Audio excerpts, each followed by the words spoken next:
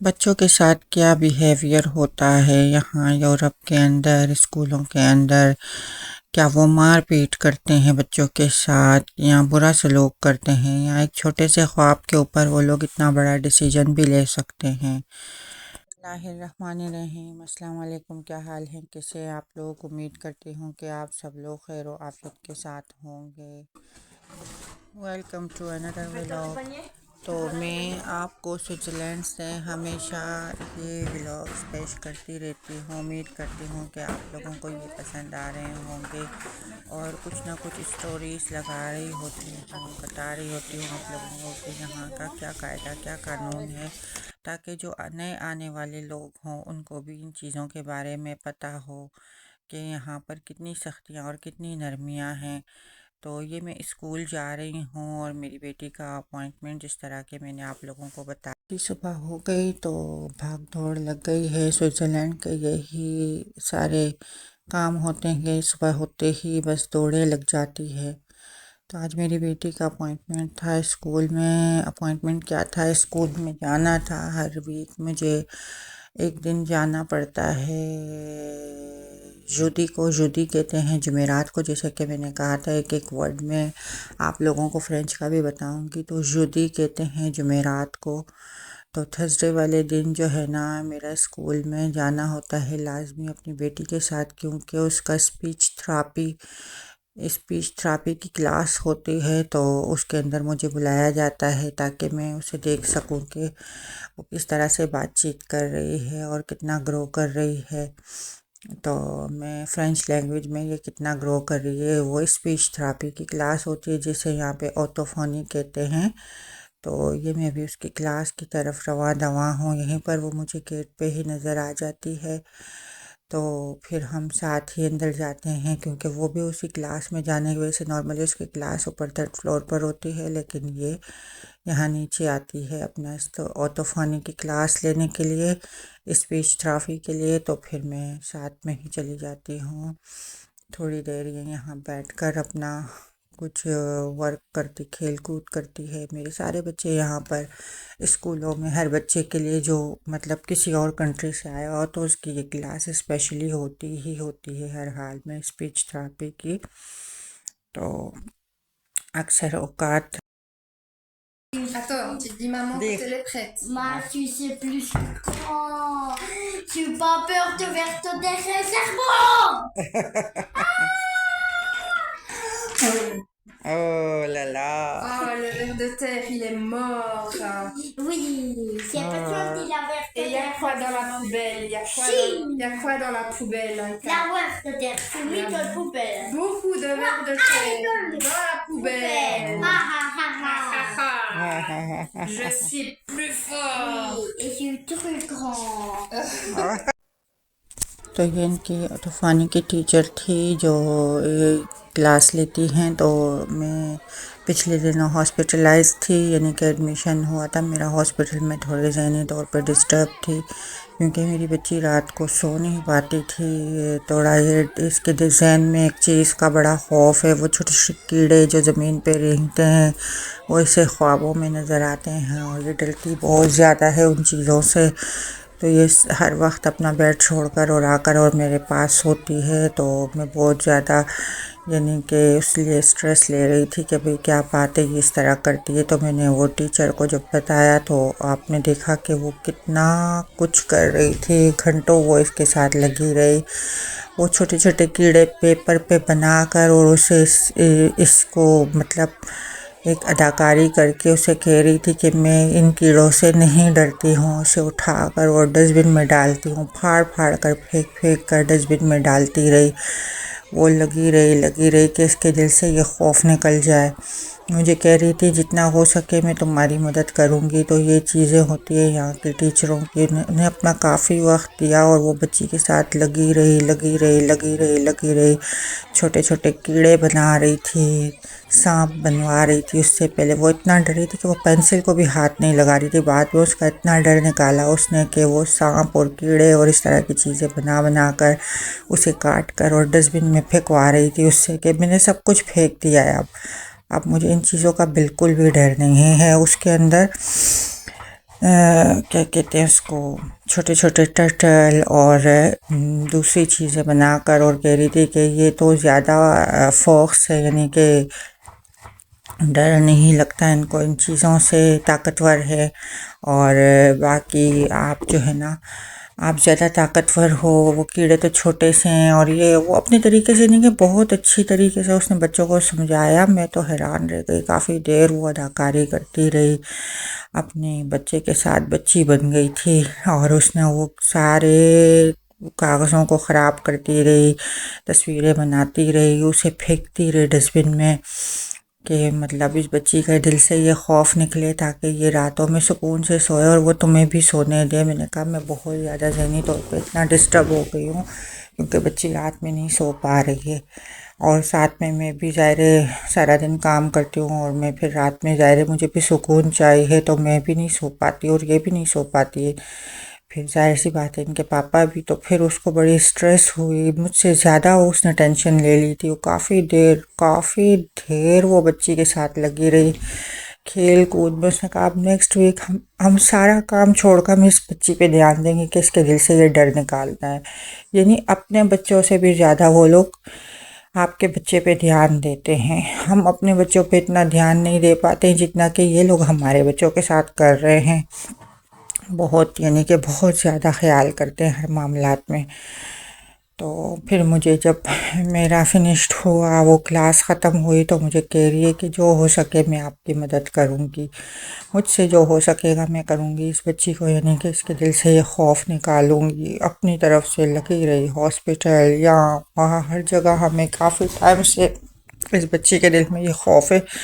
क्योंकि यहाँ यूरोप में ना, क्योंकि यहाँ स्विस में हरियाली बहुत ज़्यादा है, तो वो दरख्तों के अंदर एक वो चीज़ होती है पौधों के अंदर, इसका हो उसे कहते हैं, वो कुछ कीड़ा सा ब्लैक कलर का होता है, मुझे उर्दू में उसका नाम नहीं आता है। तो वो उसको देख कर ना बहुत खौफज़दा होती है। और वो जो कछुए टाइप के, वो लंबे लंबे वाइट कलर पिंक कलर के जो कीड़े पौधों में से निकलते हैं, वो देखकर तो वो बचपन से इसके जहन पे ऐसे सवार हुए। 2.5 साल की एज से मैं इसे बाहर लेकर निकलती थी तो ये डरती थी बहुत ज़्यादा, तो इसके ख्वाबों में भी वो आने लगे। फिर वो इतनी छोटी सी थी, सो नहीं पाती थी, ज़मीन पे पैर नहीं रखती थी। यहाँ तक कि एक दफ़ा इसने उसे देखा, वो इतनी ज़ोर से भागी कि इसका इस सीढ़ी से थोड़ा सा उसका पैर स्लिप हुआ बाहर रोड पे, उसका पैर की हड्डी ही टूट गई।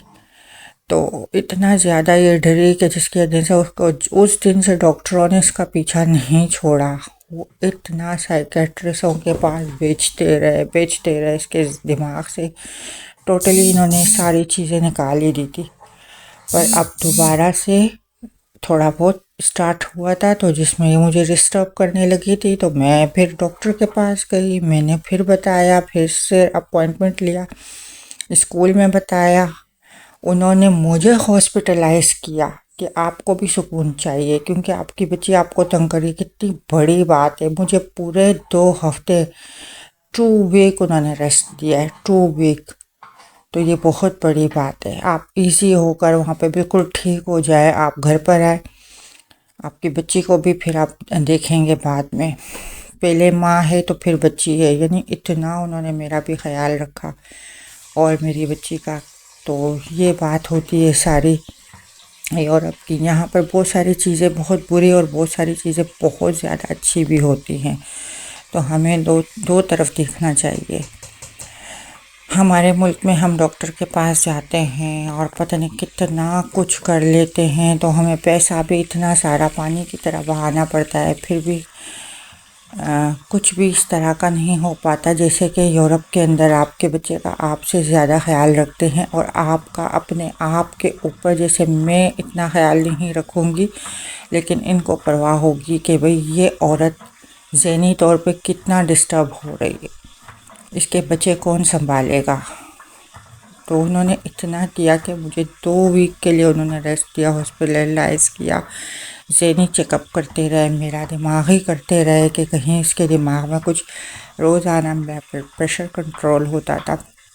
दवाएं मुझे कुछ भी इतनी ख़ास नहीं दी, मगर इन्होंने मुझे रखा, मुझे पूरा सुकून ज़हनी तौर पे मिला। पूरा सुकून से मैं हुई, फिर मुझे घर पर आना नसीब हुआ।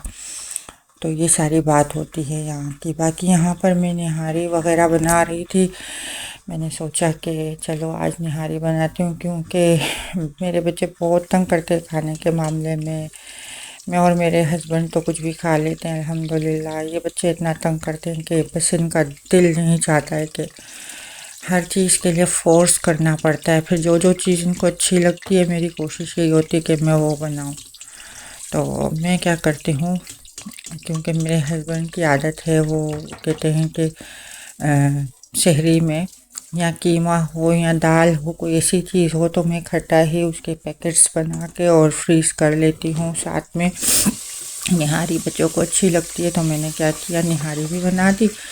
तो कल हमने इफ्तारी में थोड़ी निहारी खा ली थी और साथ में फिर मैंने इसके पैकेट्स बनाकर इसे भी फ्रीज़ कर दिया, क्योंकि यहाँ पर इतना टाइम नहीं होता है। एक पैकेट निकाला, डिफरेंट डेज यानी कि चेंज कर करके एक पैकेट निकाला, गर्म कर दिया। बस ये इनको होता है कि बस निवाला पानी में लगाना चाहिए। वो निहारी की बोटी वोटी को तो हाथ ही नहीं लगाते। तुमने चिकन निहारी बनाई, क्योंकि गोश्त मीट वगैरह तो ये लोग खाते ही नहीं है।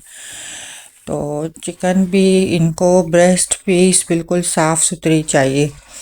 तो फिर डालते भी सिर्फ शोरबे में निवाला है, जो इसका शोरबा होता है उसमें निवाला डालते हैं, और बस वो गीला होना चाहिए और फिर वो खाते। बस ये इनका है।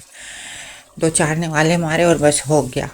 तो अब ये इतना सा मैंने बनाया और इसके मैंने 4-5-6 पैकेट बनाए, क्यों कि मेरे घर पे बहुत कम खाना खाया जाता। मेरे घर में खाने के चोर बैठे हैं मेरे बच्चे, और ये नहीं कि सिर्फ मेरे बच्चे, ये ख़ानदानी है। तो हमारे ख़ानदान के सारे ही बच्चे ऐसे हैं। मुझे नहीं पता है सबके ख़ानदानों में किस तरह का है, लेकिन मैंने बाज़ बच्चों को देखा है माशाल्लाह, वालिदैन को पता भी नहीं होता, सभी कुछ खा रहे होते हैं। लेकिन हमारे बच्चे, यकीन करें, खाने में जो मुझे तंग करते हैं, जो मुझे खाने में तंग करते हैं, वो मैं जानती हूँ और मेरा दिल जानता है। तो मैं कहती हूँ कि माएँ तो करते हैं, लेकिन शायद जो मेरे जैसी माँ हो कि वो इतना कुछ कर रही होती है, डिफरेंट चीज़ें बना बना के मैं थक जाती हूँ। क्योंकि मैं यही कहती हूँ कि ये लोग तालीम कर रहे हैं, यही टाइम है बच्चों के खाने पीने का। जब ये खाएंगे पिएंगे नहीं तो इनके दिमाग कैसे काम करेंगे। मैं और मेरे हस्बैंड बस इनके पीछे पागलों की तरह लगे रहते हैं, मगर ये बच्चे, मैं कहती हूँ, इनको बस भूख ही जैसे नहीं लगती है, ज़बरदस्ती की भूख लगती है।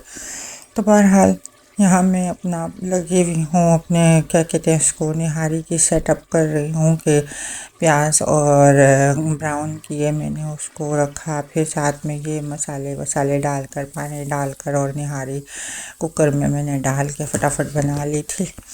तो ये जो है ना, फिर उसके बाद देख सकते हैं मेरा प्लेटर रेडी है, मसाले वगैरह सारा कुछ। अब यहाँ पर यंग टंग बना रहे हैं इफ्तारी के लिए। पकोड़े थोड़े से बना लिए थे, ज़्यादा नहीं बनाए थे, क्योंकि ये जो है ना, फिर वही वाली बात है कि सारा कुछ ज़ाया जाता है। यहाँ पर कोई है भी ऐसा नहीं कि अब मैं बांटती जाऊँ, किसी न किसी को दे दूँ। हाँ, 2-4 गोरों के घर हैं, एक मुसलमान फैमिली है जो आई थिंक सोमाली है, तो उनके घर में भिजवा देती हूँ इफ्तारी। वो कभी मेरे घर भिजवा देती है। एक दूसरी भी फैमिली थी जो सोमालियन थी, तो वो चले गए हैं, यहाँ से शिफ्ट हो गए थोड़ा आगे पीछे, लेकिन फिर भी मैं उनको इफ्तारी भिजवाऊँगी। यहाँ मैं नान भी अपने ओवन में बना रही हूँ जल्दी जल्दी से, क्योंकि ये बहुत अच्छा ओवन है, शायद पता भी होगा, यूरोप में सबके पास होता है।